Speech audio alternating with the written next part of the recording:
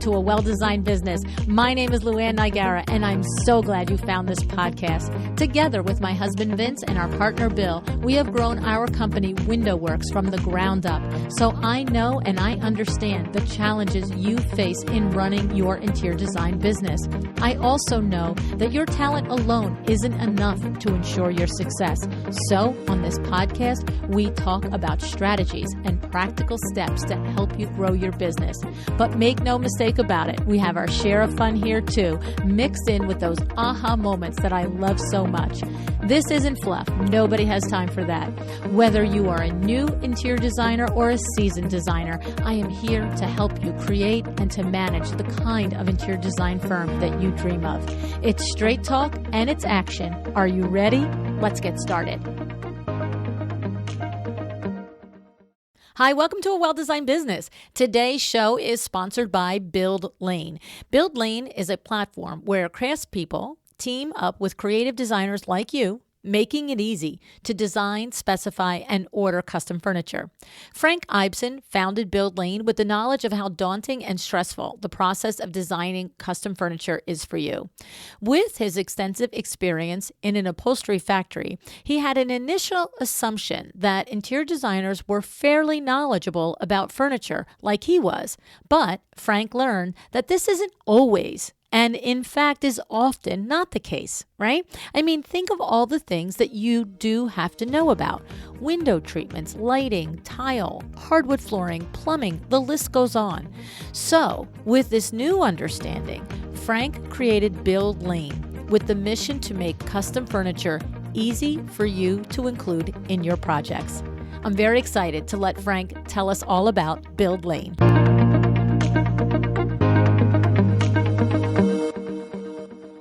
Hi, Frank. Thanks so much for joining me on A Well-Designed Business today.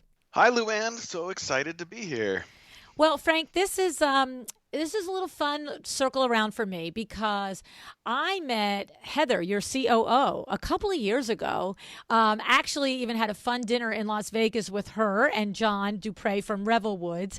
And to finally be connected with you now and Buildlane and all the things that you're doing is kind of fun for me. So I'm looking forward to getting caught up on your company and the things that have been happening over the last couple of years. Yeah, you guys had dinner Vegas Market 2019. Right before I know. That's like all the craziness. It's like BC, before Corona, right? Exactly. Right. So anyway, so we're here, Frank, to talk about Buildlane. And as I said, Heather teased me with it a couple of years ago. And so I'm really looking forward to seeing the things that the two of you and the rest of your extended team have created. Tell us, what is Buildlane? Why do we want to know? Why do designers need to know about Buildlane, Frank? Okay, so Buildlane is, in a single sentence, we make going custom easy on interior designers. So custom furniture is one of the most time-consuming, probably stressful parts of a designer's business. And we've built software, a service team, a network of some of the best craftspeople in the country. And our whole mission is try to make the whole process easy for interior designers. That's Buildlane. You know, that's music to all our ears, right? Everybody wants somebody to help them make their life easier. So what does it mean to make a designer's life easier through Buildlane to do custom? What's that process look like? So when a designer comes to Buildlane, they create an account. We don't have a long form. I think it's name, email, phone, that's it. And then you can immediately start requesting quotes. So you do that through our online platform, and those quotes go out to our network of builders. We have a quoting department that makes sure that the right builder is receiving the right quote. And also at that time, you have an account manager, you have a design team that's helping. If they see something on the quote, they can help kind of mold what your idea is into something a little more practical or something that's not going to tip over. And then you get basically the best quote that we can get for you. And keep in mind, these builders, the majority of their production is Buildlane. So it's not like just a bunch of random factories all over the place. So these are truly our partners. It's important for us that we have a small number of factories that are working just on our stuff. And then once you get through that quoting process and everything looks good, you go into pre-production, and that's where you find out where you need to send your COM. All COM gets checked in and photographed by the factories. We have an in-house shop drawing team led by amazing person named Stephen Combs, used to work at Thomas Hayes, and they kind of make sure that your concept comes to life exactly how you want it. Once everything's through the pre-production phase, then you get your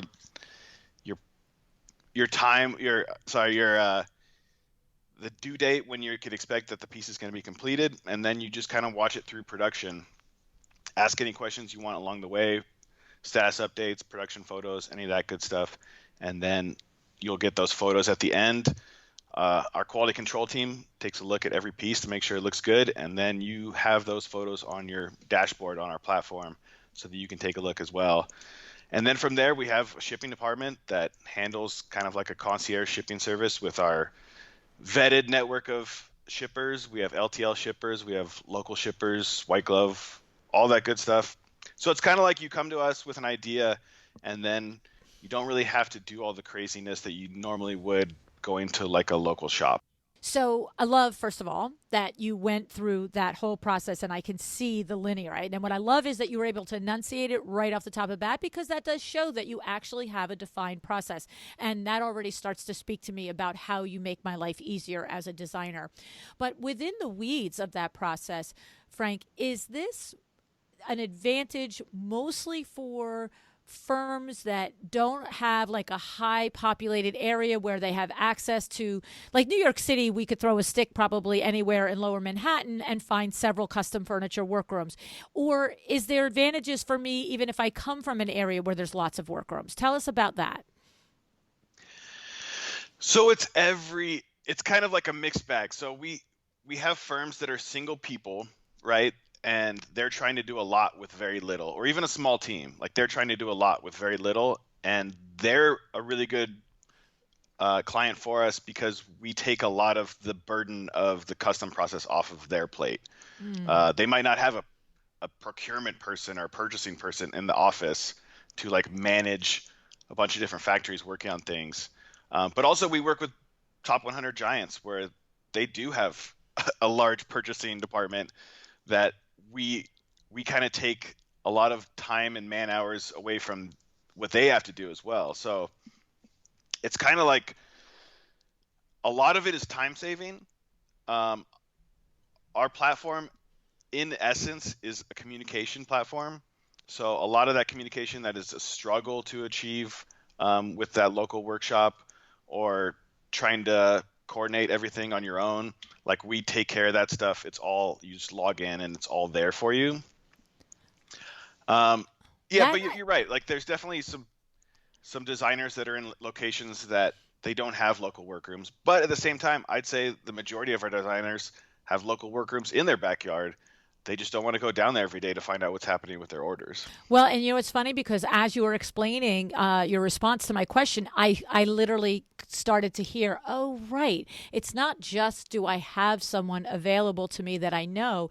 It's you're taking off that burden for me, if I'm a solo, for my team, whatever it is, of the back and forth and checking and all the things. You are going to get everything done. So, okay, so I can see that. And then I think I might be at a little advantage over my listeners because of having had a long time to get to know Heather and have that fun dinner with her.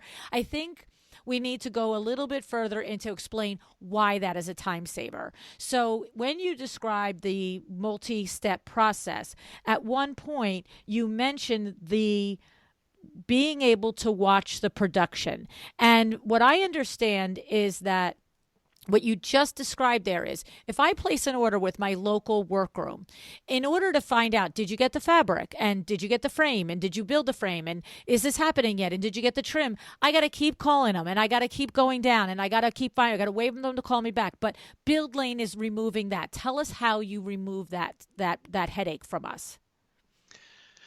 So I think it's twofold. The first part is the factories that we work with, the workshops that we work with, they are different. They're not the factory that has irritated you in the past. So they're very responsive, and you'll get the information that you need. We also have a team. Like working with Buildlane, you suddenly have an extension of your own design team that is entirely in charge of managing your production. So when you ask a question like, hey, the repeat on this fabric is 8 inches, how do you think that's going to lay on the sofa or whatever? There's a production team that's going to figure that out for you, which is kind of insane when you think of what the alternative is, where you might have to figure it out yourself, or hope that you could talk to the cutter and they might have a general idea that they're writing on a scratch paper, right? So you're saying that I can get specific advice before I place an order, right? Because that is one of the touch points. So when I think of myself at Window Works, right, and I'm designing custom window treatments for years, exactly that's a push point. It's like, I want to do this sort of valance. It has X amount of pleats or whatever across it, but I want the pleats to be 12 inches apart, but my horizontal repeat is 14 inches. And then we all go, that's not going to look so good, right? So Right. you're saying that if I either have enough experience to know that I've got, Houston, we've got a problem. I have a 40-inch wide horizontal repeat and I have a 32-inch wide cushion, or I don't have any experience to know, because you know how you find that out the first time, Frank. You order it and nobody catches it and it all looks like crap. And then you're like, learned that lesson the hard way, right? And so you're saying that either if I know that I have a challenge and I want help, or I have no idea, someone at Buildlane is going to be tasked with helping me figure that out. It's not just going to go to an order and then, hey, that's what you ordered, lady. Don't talk to me. Yeah, and I think the most interesting part about where we started with Buildlane and where we are now is when we started, I think I went into it because my background, I was running a upholstery factory at the time. I was on the ground. I was in the factory. And my assumption at the time was that every interior designer was as knowledgeable about furniture production as I was. So silly. And then, silly. Right, exactly. And now at this point, a big portion of what Buildlane does is education. So, that's an element that I didn't know that designers really wanted that, and a lot of designers really needed that. And I'm talking about designers that are really green, and I'm talking about designers that have been doing it for decades at big firms. Sure. Like everybody comes in with some knowledge gaps, and that's kind of the amazing thing that's happened with Buildlane since we started, is that we're really educating as people go along. It's great to come up with an idea and then come to us, and at the end you actually get that idea, but it was done properly, and all the mistakes that could happen didn't happen. Well, and you know what the truth is? It's funny because, I say to designers all the time, the outside average bear has no idea what you have to do in the course of a day or a week or a month. And here you were in a custom upholstery shop and made assumptions that a designer would have a certain level of expertise in furniture making. And it's just not the case. And to my point a few moments ago, you learn about these things by ordering them and having expensive mistakes, because think about all the things a designer needs to have a knowledge of, window treatments, tile, hardwood flooring, upholstery, lighting, kitchen design.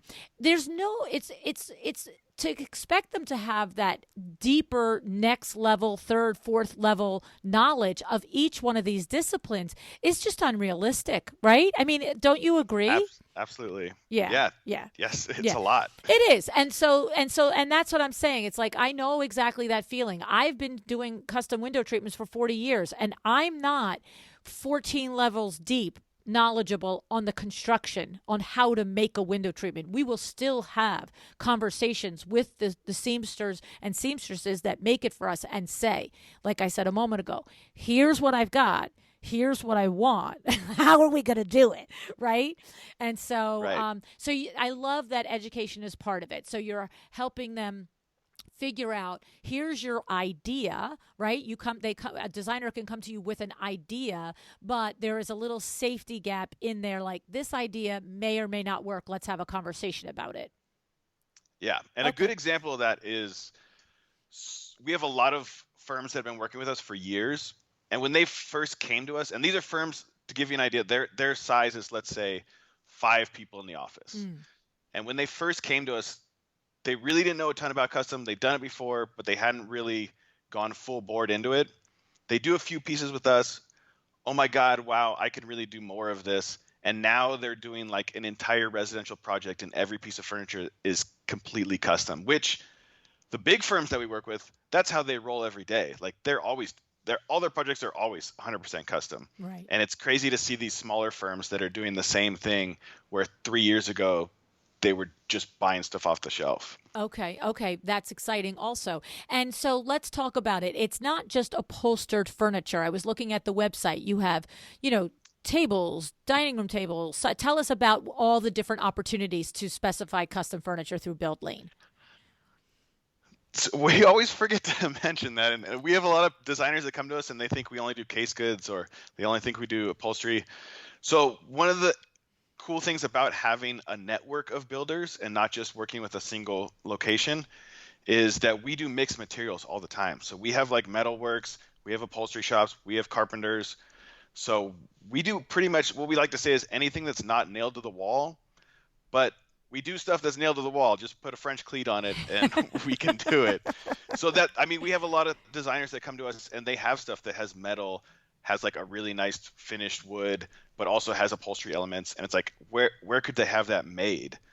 So the shops that we work with, like they work collaboratively too. Like they're not bidding against each other. It's not like a war between them to see who gets to work. Like it's all a big collaborative network where everybody's has lots of business coming in. And so we're all just kind of achieving the same goal of like making the designer's dreams come to life. And that leads a question that comes to mind when you describe that is when you said the workrooms are not competing against each other. When I come to you and I say I want a sofa design that has a mixture of upholstery, wood, and maybe it's got some metal adornment on it as well, right? And we're going to hit all three in one thing. Do you decide, does my account person decide, okay, the best workroom to do this are these three, and they go out and get the 3 quotes and come back to me with it? Or do they say, well, there's 12 people that are qualified to do this. How many quotes do you want? How do you work that? So you only get 1 quote. Okay. And we have a quoting department because we have a product team, we have software developers, because we have all this like really big tech behind us.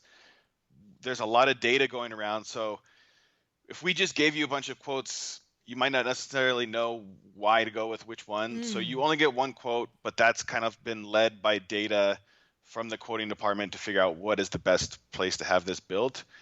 And also in terms of price, like data is also kind of fueling where we kind of nudge these workshops to be. Granted, in the last year, a lot of that has gone out the window and things are just crazy with materials and all that stuff. But like we built this entire platform for designers. We don't talk about it much on podcasts, but we built this entire platform for builders as well. So like they have an equal share in this technology and the data that they can figure out where they need to be on price and all that good stuff. Okay. You mean builders, there's builders that like are selling furniture packages to clients? No, if you put in a quote request and it's a sofa with metal, upholstery, and wood, like when we're talking to the builders about what their quote should be, like we can give them info on like what's like if they quote $8,000, like historically this type of quote is not going to fly. So here's probably the range you need to be in. Okay, I took builder as builder. You mean the builder of the furniture, the fabricator? Yes. Okay, got it. So yes, I should mention when you create an account with Buildlane, we use the term builder. So as you know, in the industry, what do you call someone who makes furniture? There is a million different things to call them. So we kind of just like decided on builder and then as the like companion to the word designer. Okay. So if I say builder, that's what I mean. Okay. Workshop. Yeah, you threw me there for that. Okay. So that's good. Now, when we let's establish a little bit of a context here. So, for example, let's take a typical 3 cushion wide sofa, 90-inch wide sofa without adornments and stuff, your typical, wood legs, tuxedo style arm, self well, like just, nice. And I'm assuming 8-way hand tied. I'm assuming maybe a mix of down fill or something. Your basic garden variety, but custom sofa. Where am I coming in at a price point on something like this? And I know you can't say exactly because the fabric's going to make a difference or whatever. But in other words, if I said, oh, well, if I'm going to get that kind of, whether it's all those quality pieces, but like just say if I'm going to get a typical 90-inch tuxedo style sofa, if I wanted to pick 3 different retail places, I could pick low, medium, and high. And if I wanted to go to my custom guy that I've gone to for years, I have an idea of where he's going to come in. So where are we at with that, Frank? Because we have designers that may be thinking about custom for the first time and they need to know if they can swim in this lane yet or not. LuAnn, I love your show because you always ask these specific questions on price. So I'll tell you, I would say, knowing nothing but what you just said, it would probably come in between like 2,500 and 4,000. Okay. So especially on the upholstery side, it's completely reasonable because we're not attaching some brand name to it that's going to elevate the price. But at the same time, we're building only for interior designers. Like the projects we work on, as you know, as an interior designer, like they're big projects. They're for big name celebrities and those kind of things. So that we understand that like there's going to be a magnifying glass at that install location and it better be perfect and it better be really high quality. Right. So everything we make is really high quality, but we're charging for labor and materials. And I have to say to you, Frank, that for a net price on a custom quality piece of sofa, a piece of furniture, that seems in line to me, right? Because I'm going to turn around and sell that for $5,000 to $10,000. I mean, that seems in line to me. I'm not looking for your pricing to, in my mind, compare with the highway stores because I'm going to make an assumption that it is a better quality built piece of furniture. And I'm going to say, if I am an entry-level designer that is accustomed to buying retail or whatever it might be and getting my crazy 10% off from the stupid retailer, right? Like the price isn't a whole lot more, but I'm sure I can talk to the difference in quality. Is that correct? Right. I'll tell you a story. I have a designer. We have actually a lot of designers in Manhattan, and one of my favorite designers, she famously told me, I asked her, like, why do you use Buildlane? Because the shipping, the factory that she was working with primarily through Buildlane is in Los Angeles. Most of our factories are in Los Angeles. So I asked her, why are you using us with this factory you love in Los Angeles, knowing that the shipping is maybe $800 on a sofa, right? And she said, the pricing that you're giving me on upholstery compared to what I have here in New England more than makes up for the shipping. Okay. So I think, especially on upholstery, like it's just really, really reasonable pricing. Yeah. Well, like I said, it does strike me, my, smattering of knowledge on furniture and interior design. Of course, it's not as in-depth as a lot of people, but I do liken it to that. I just know that's a price point I can sell. I don't even know what I'm doing and I can sell that price point is my point. Right. Okay. Sounds good. All right. And so when I think back to my conversations with Heather on this, I think back to her describing to me, and maybe it's still the case, or maybe you've tweaked it, maybe you've discontinued this process or not. But I feel like I remember her saying, LuAnn, once you place an order, so you've gone back and forth on the quote process, your account manager has helped you a little bit with suggestions and XYZ. But once you are good to go, then the order goes in, and I can go into a dashboard or wherever it might be, and I can look at it 2 weeks later and go, oh, you know what? The fabric that I ordered from Kravit to drop ship at the place isn't there. They don't have it marked in. What happened? And then a week later, I could say, oh, there it is. It arrived. And then 2 weeks later, I can say, oh, waiting for the nail heads. Like, in other words, to your point earlier, I don't have to, hey, what's the status? Oh, they didn't call me back. Oh, yeah, blah, blah. It's like I literally can see in real time where that piece of furniture is walking down the production lane. Is that still the case, Frank?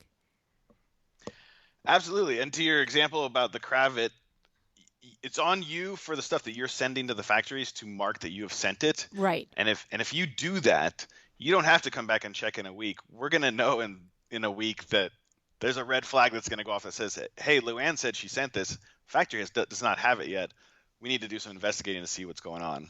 Oh, that's a nice proactive step. I like that step because I can tell you that in my personal experience, some workrooms will advise you of that, and other workrooms are like, look, lady, I told you to send 12 yards. When you send it, it's up to you. Like, I don't care. Right.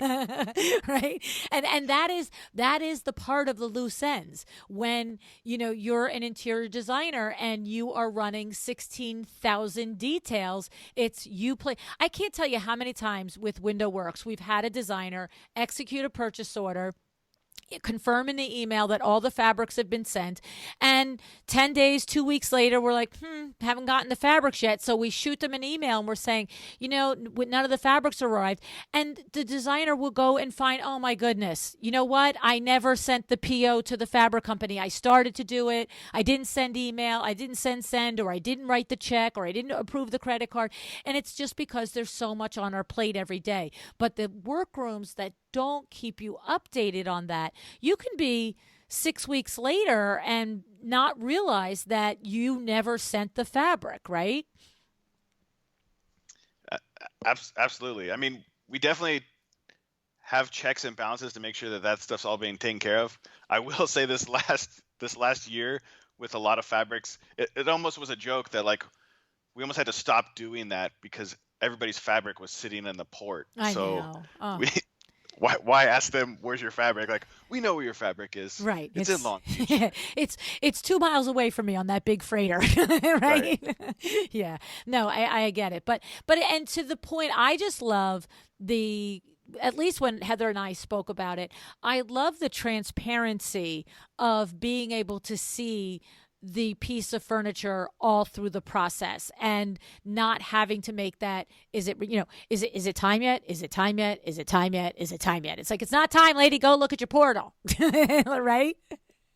Absolutely. And I will say, at the end of the process, when you do get those finished photos, there are times when designers didn't quite understand what they were doing fully, or something wasn't conceptualized as well as it should have been. And we understand that we're making custom furniture. And so another thing that kind of like differentiates us is that we will fix it. We will change it. We will make it so that we're not shipping something that, you maybe made a mistake in the design process and now you're stuck with it. We're definitely not going to do that. We know it's custom. We're going to try to make it so that it's something that your client's going to like. Well, and that's so smart on your part, because the truth of the matter is whether you send it to me and I designed it or not, if I get it and I don't like it, I'm not delivering it. So then I got to send it back to you anyway, right? And so what you're saying is there's an ability to have a dialogue there. And if I'm going to make an assumption, you correct me. If it's really me looking at what I approved and saying, now that I see it, don't love it so much, and I want to tweak it, change, I'm going to get an invoice for it, right? But if I can say, hey, we decided that this particular repeat was going to be centered on every sofa, and that's not the way it is, we're at least going to find out before it ships to me. And if it's on you, you're going to fix it, right? Absolutely. And we try to not charge anything after the fact. We know that's a big statement, Frank. That's a big statement.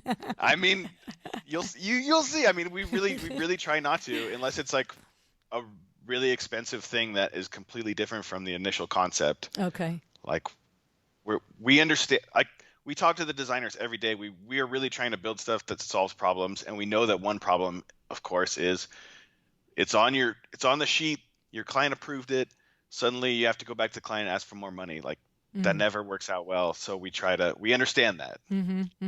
Well, and that's another, I think, one of the important factors in the foundation of Buildlane. Here you come from an experience of working in a custom upholstery workroom, and Heather comes from working in an interior design firm, right? absolutely. And we've been doing it for 5 years now. So So we've she's seen it bringing all. that perspective to all the pain points that she used to experience, and you're bringing the expertise for what your experience shows, and that's a great combination there. Now, talk to me about the the vetting of the builders, using your term, that you've mentioned a couple of times, our network of factories and workrooms and builders that we go to. So is it like, I mean, you know me, I'm going to go to the crazy things that my questions ask. Is it possible? Like, do I know who ultimately is getting my work? Because I'm just thinking about what if, like, ultimately the person who I'm getting my quote from is the guy around the corner from me. Like, what is, you know what I'm saying? Like, number one, I want to know, do I know who they are? And number two, I want to know, what is your criteria for somebody being able to be a part of your network? You absolutely know who they are. We like to say our factories are your factories. I meet with designers at the factories every week. So you can always come down. We have designers that fly in and they just want to have that experience that they miss using Buildlane. And usually, I mean, almost every time a designer will come down to the factory, we'll visit a few factories, kick the tires, and I never see them again because that's all they really needed. The vetting process, it's different depending on different factories. We just brought on two new partners. One of them we were vetting for over a year, and the other one it was only a few months. So it depends on what they're all about. And we just our reputation is on the line for every single piece that we make, and we understand that one order goes haywire and that designer is no longer working with us. So, which rarely happens, but we're very conscious of that, how the industry works. So we want to make sure that every single piece we make is absolutely stunning. And that just leads me to visualize a little bit of comfort in there. I just felt like, oh, right, if there is a problem with a completed product, you're going to go to bat for me. I'm not really having to be the person that has to convince the builder that they didn't do it to my specifications, or yes, you did it to my specifications, but I'd like to change this. I don't need to worry about pushback because you're going to handle all of that. Right. And because you also are coming with like the collective buying power of every designer on the platform. So I like it. I like it.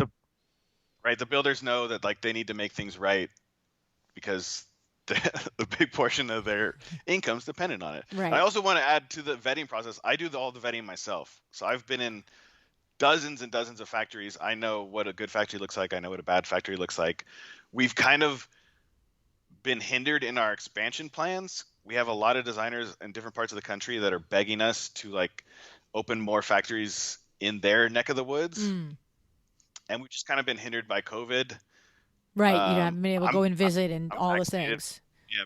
Yeah. But like I have a small daughter and we're not doing a lot of travel these days, right? Right. Well, and then you know what? This too will pass. We hope eventually, right? Right. But who would have thought 18 months later we were still having to use that and talk about that as a contingency in what we do every day, right? Yeah. Okay. And then talk to me about if so I hear and I can visualize that no matter where I am, I can say, hey, Frank, I want to come and do a tour of the various factories. Most of them are in the LA area. But what if I am not in the LA area? Maybe I'm like you. I've got a small child. I'm not willing to travel so much yet. How do you handle the designers who want to do the sit test, or they really want to see the quality of a piece before they actually go ahead with the order process? How does that happen? So with the sit test is difficult. I mean, the sit test, it's hard for anybody selling furniture online, which we kind of are. What we like to say though is that, like, have your clients sit in something, tell us what it was that they loved, and we'll be able to reproduce it. Like, we know what everybody's kind of building with, what materials they're using, so we can replicate it. If it arrives at their house and they don't like the sit, okay, let's get those cushions back here and make it so that they do fit. But yeah, okay. Come down anytime you want to the factories. Right. And now I'm just thinking from a, I don't know, opportunity standpoint. Do you guys, have you considered, or maybe you already have it in the works, of maybe taking a space at one of the markets, whether it be Dallas market or High Point or Las Vegas, and maybe bringing X amount of various pieces from your various builders and having like a little showroom? Because that's what designers are accustomed to. It's like they get to go to the markets, they do all their quality control checks and their sit tests, and then they go back and they're the advocate to the client saying, look, I sat at it, it's fine. Look, I saw the wood, it's beautiful. Is that in the works, or just like, Lance, stop, we're not getting down that road? Did someone send you our roadmap for 2022? That's definitely in the plans for next year. Oh, interesting. Good. I think that would be a positive thing. Much. Yeah, we're starting out. We're going to be starting out small in January, doing it in LA. Okay. Top secret. That's all I'll say. Oh, okay. It's not top secret anymore. I hate to tell you. But that's good. You know what? I think that's good, and it's awesome that you have it. You know, nobody should wait for that to happen to start to work with Buildlane, certainly. But it's nice to know that there's conversation about that in the future, right? Okay. Yeah, and along those lines, like we're trying to facilitate anything that helps sell the product for a designer. So like we send cushion samples. If you want a set of cushion samples, we'll send them out to you. We have a finished sample 40 sample set that's coming in January. So anything like that, like we're always trying to think of ideas that like helps facilitate, I guess, the custom process when you're remote. I love it. Now, I know, and again, in my experience with WindowWorks, I've worked with many, many designers that it is their go-to to just design custom. It's their MO, right? But there's a lot of designers that have never put their toe into custom designing a piece of furniture, maybe other than, hey, I saw that in that ad for that, highway store, and could you build it for me, Mr. Upholsterer local to me? But I noticed on your website, and I feel like that's like could be tough, right? If I don't know what I know, I don't know what I don't know about designing furniture. I don't know if I maybe design something that isn't buildable, for example, or something. But I noticed on the website you have a thing called templates, and I get it. For the designer who has seasoned chops with designing from their own brain, not a necessary step. But I thought that for a lot of designers, that looked like a pretty nice program. Tell us about that. So templates actually launched at the beginning of December. So it's brand new. Our product team has been working on it the entire year. And the idea behind it is our mantra is making custom easy. But when talking to designers, a lot of designers said one part that was still time consuming and still difficult was they come to Buildlane, it's a blank slate, like just getting the starting point of what they're trying to design is a lot of work. So what templates is, and the templates program is led by a guy named Hunter, who is what I like to call our furniture academic. He's got a master's in furniture design from University of Cincinnati. And basically he was tasked with trying to figure out what are all the classical or common styles between lots and lots of retailers, and then from there figuring out like what's the best way to build them, materials, dimensions, like what's the best practice of a Lawson sofa, like what does that look like? And working with our network of builders, working with basically his research that he's done, his background in school, like coming up with, okay, here's the exact perfect template of this sofa design. And from there, we now have a gallery. There's 50, as I talk to you right now, in the gallery of templates. So it's not a furniture line. They're templates. They're yours. So you come here as a designer. This is your jumping off point. From there, you can make it what you want or just switch out the fabric, whatever. And we're adding 5 to 10 new templates a week. Wow. So the process is, Hunter came up with this process. Hunter and George, our head of product, that kind of streamlines conceptualizing, designing, and putting together like a best practice of a furniture design. You really have to like see it to believe it. It's pretty amazing. But in the future, you'll be able to come to Buildlane, go to the templates gallery, and pretty much all the basic stuff that you're used to sourcing or putting together, it's there.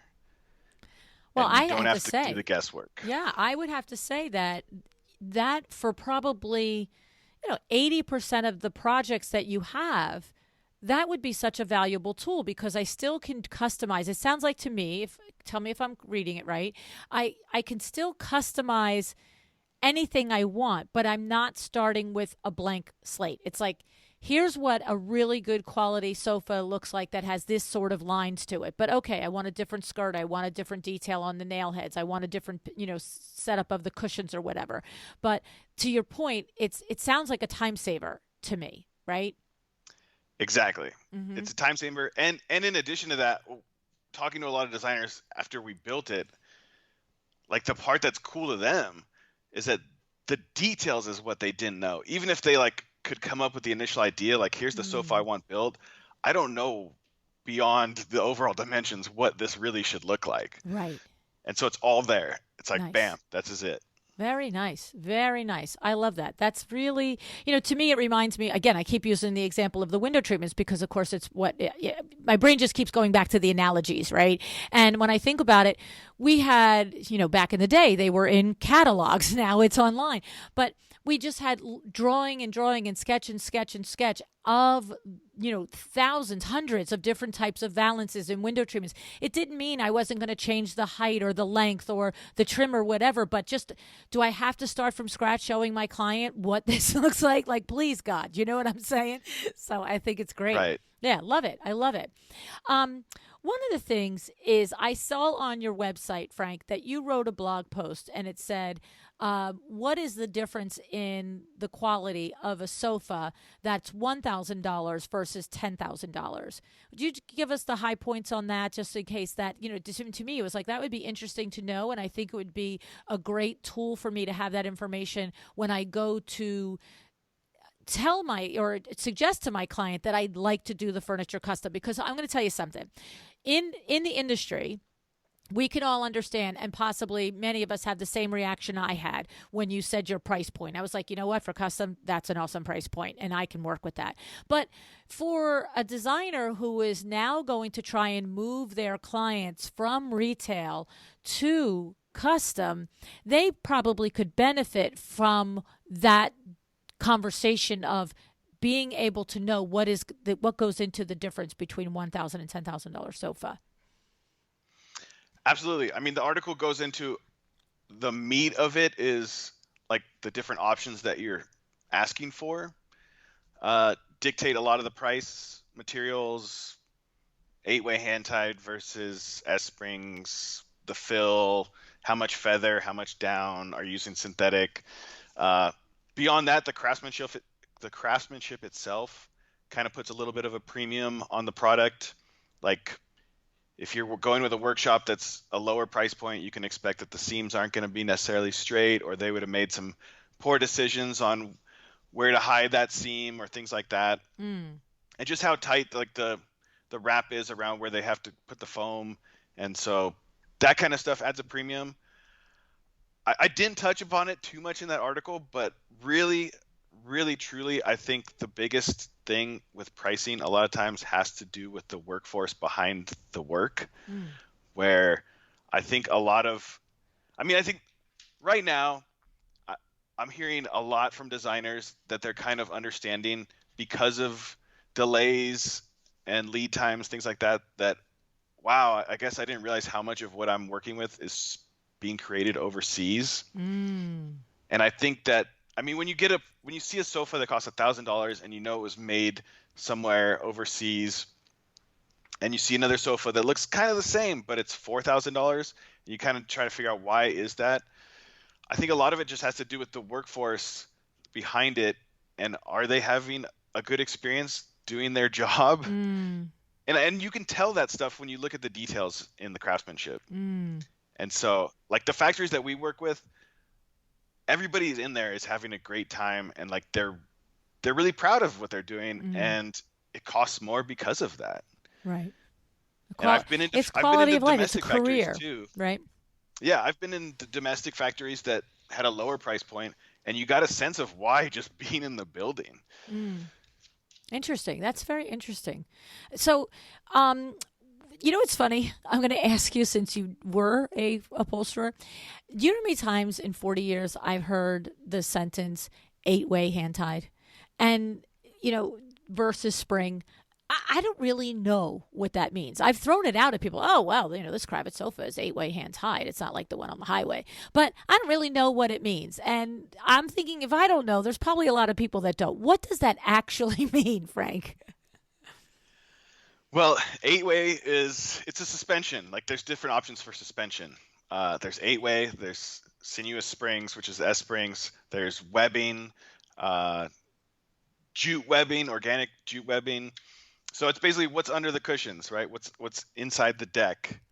Oh, What is actually suspending the cushions in the air.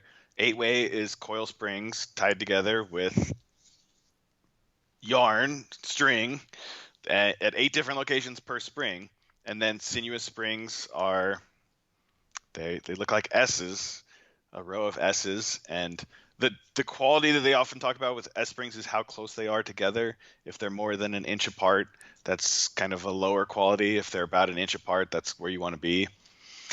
In my opinion, I don't even know if there's a huge difference in the end quality of the piece. I've seen things where like, oh, an eight-way hand-tied sofa lasts for 40 years and a sinuous spring lasts for 30 years. And I'm thinking to myself, who's testing this? and who wants it to last that long? We're crying out loud. Right. And I'll tell you this, I don't want to, there's designers that we work with out there that are going to hear me say this and think, is that me? But we Eh, get so many requests for eight-way hand tie on like dining chairs. oh, And you can't, you that can't doesn't do work. that. That's not how it works. Right. Or like a lot of times they want to design the front deck is only 4 inches tall, and you have to do webbing or S springs for a design like that.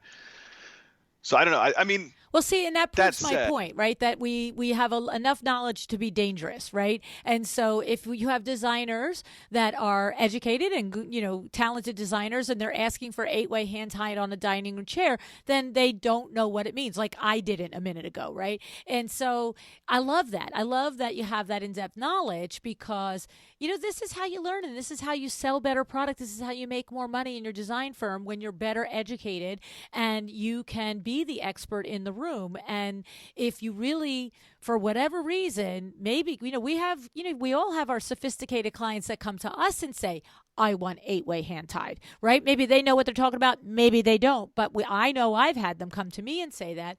But if I'm the expert in the space and they're saying, I want eight-way hand tied, and we're also talking about a 4-inch deck, it's really cool if I can come back and say, well, that's not possible, as opposed to standing there thinking it is, right? So that's interesting. And of course, I made the joke about who wants it to last that long. But, in this era of being a good global citizen, we do want our furniture pieces to last that long. And maybe we'll reupholster them over the lifetime, but we really don't want to be throwing them into the landfills. And when we are buying and specifying and sourcing quality furniture, then we are doing our part in not just doing the throwaway society. I know for us at Window Works, we do reupholstery, and people will come to us, all the time and say, I want this reupholstered. And I'm looking right at it, knowing it came off the highway. And I'm saying, this frame is not worth, you're going to spend $3,000 on fabric and labor for me to reupholster this, and the whole thing probably costs $600. Like, what are we doing here? Right? And so yeah. that is a throwaway commodity item. And so that's another reason why I think Buildlane is coming in at a good time, because I do know in the conversations that I've had, Frank, with designers, more and more are leaning into sustainability and leaning into made in America and good practices of where the artisans and the fabricators, how their quality of life is, but also being more part of a proactive part of the industry by trying to specify products that aren't going to be landfilled in 6 years. So something that lasts 40 can go the lifetime of a young couple, or could be passed to another. And, with tweaking and with reupholstery and the other things, right?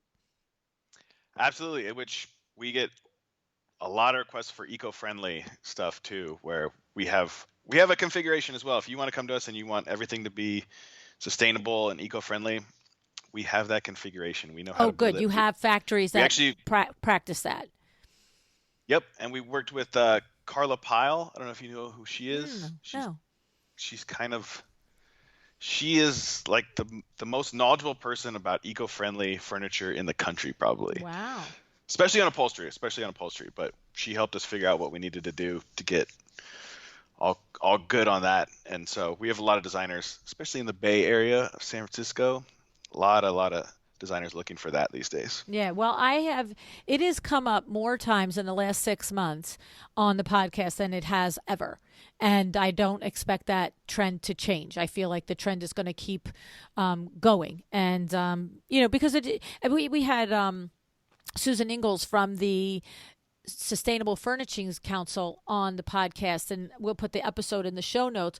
But she mentioned a statistic, something like 6 out of 10 consumers want to purchase sustainable furnishings options. But then the same report showed that 6 out of 10 don't have the slightest idea where to get it. You know what I mean? And so for us in the podcast, it was like, okay, everybody start telling them that you are a resource for this, because that will set you apart in the market. And what I know to be true is, as I meet, I don't know what the heck they're called, millennials and next, I don't know what generation is which, but as I meet the families that are in the couples and the families that are in their 30s and 40s and coming of age, and really they're at the point in their life where they're really making those investments into furniture that they're going to have throughout the life of their, living in the home or whatever, is they are more and more point at blank saying, is this sourced from a sustainable, what are your blah, blah, blah, where is it coming from, blah, blah, blah. And so if you could just call it out, that's exciting. And the fact that you have that available, and it's so a designer, when they're asking for a quote, they just make that as part of the criteria for the quote that they're looking for. Is that right? Absolutely. And I hope that more designers do it, because it's not cheap right now to do it, basically because the materials are not as easily available. Yeah, it's not in demand. So the more people that do it, the more demand it's going to be, and those prices are going to come down. Nice. Now, I have one other question. I know that COVID is happening still. We're in the midst of it still. Delays, like you said, that are just out of everybody's control with the supply chain and all of that. So all of that aside, a regular pre-COVID world or a post-COVID environment, which hopefully we'll get to soon enough, your lead times, if I recall, were like 8 weeks, right? I mean, am I correct from my conversations with Heather? Yeah, actually, I think you guys actually met January 2020. I think I said 2019 before, but 2020, right? Oh, right before right COVID. Before the world closed. Yes. You're right. So at that time, I think we were saying our lead times were 6 to 8 weeks. Yeah, I remember that.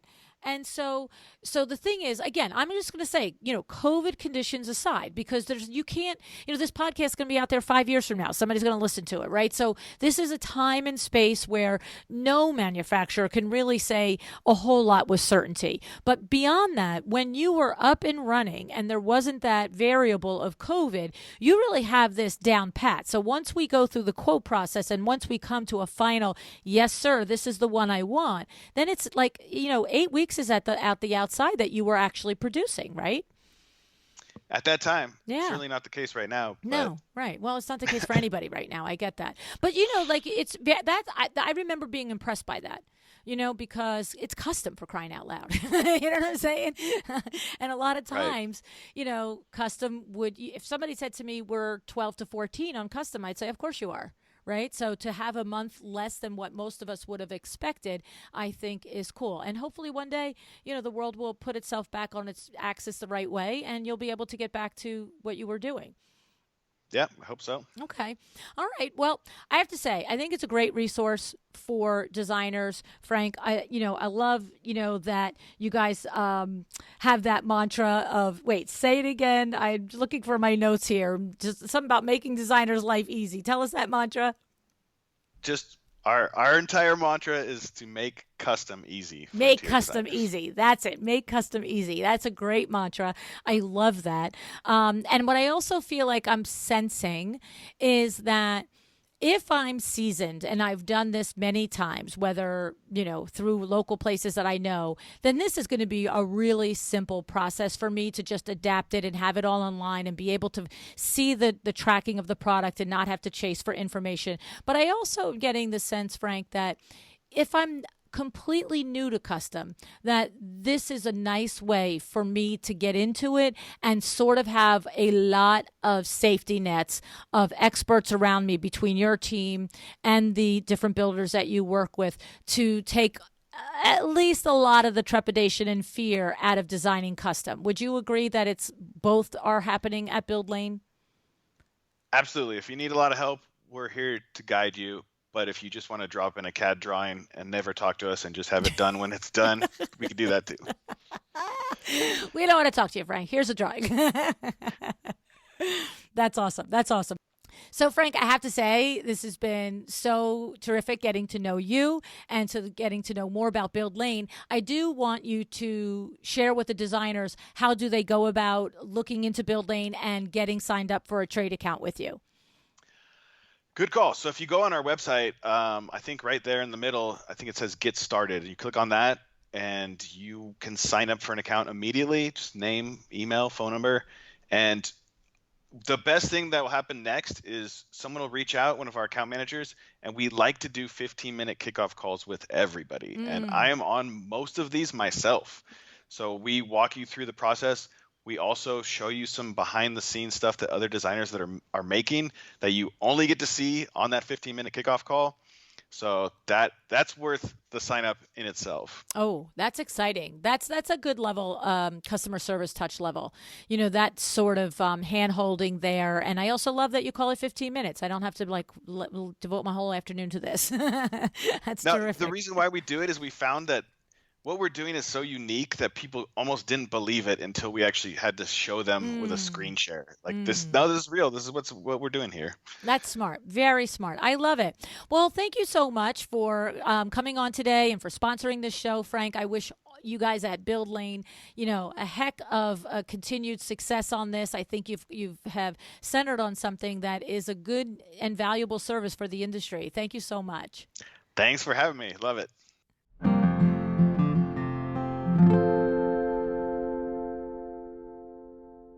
So, pretty cool idea, right?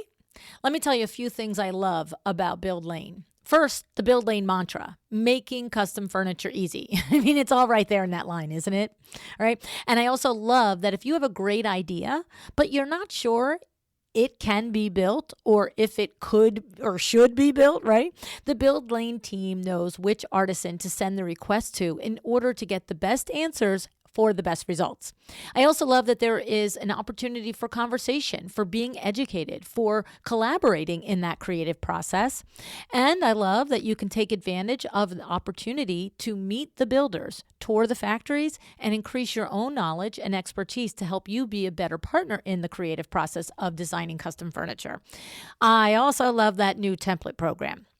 With the template program, you don't have to start from a blank slate to create a customized piece of furniture for your client. I also love Buildlane's blog. When I was doing my research, I found several of the posts interesting and helpful, so I highly recommend that you check it out. The blog post that highlights differences of the quality of a sofa that is $1,000 compared to a sofa that is $10,000 that we talked about in the show has good information that you need to know in order to be the expert in the room with your client, all right? A thorough understanding of how the price of a piece of furniture is a result of many factors, including material, the filling, the craftsmanship itself, and not just the way it looks on the showroom floor. Knowing this is important to helping you guide your client to the best purchase for their particular needs, right? And then lastly, I love that when you work with Buildlane, that you have a team from start to finish, helping, guiding, informing, and collaborating throughout the entire process with as much or as little assistance as you need. Because that's the other part of this. If you're a pro at designing custom furniture, you've done it 10 times, 20 times, 1,000 times, and you just want to get it done, then you can just come and get it done. See, that appeals to me too, right? So lots to offer all the way from beginner in putting your toe in this world to all the way to advanced in experience, right? And that's it. Education, custom creation, order processing, quality, reliability, and convenience. Check them out today at buildlane.com. And thank you tons for Frank and for the entire team at Buildlane for sponsoring this show. And thank you for listening to us today. Decide to be excellent.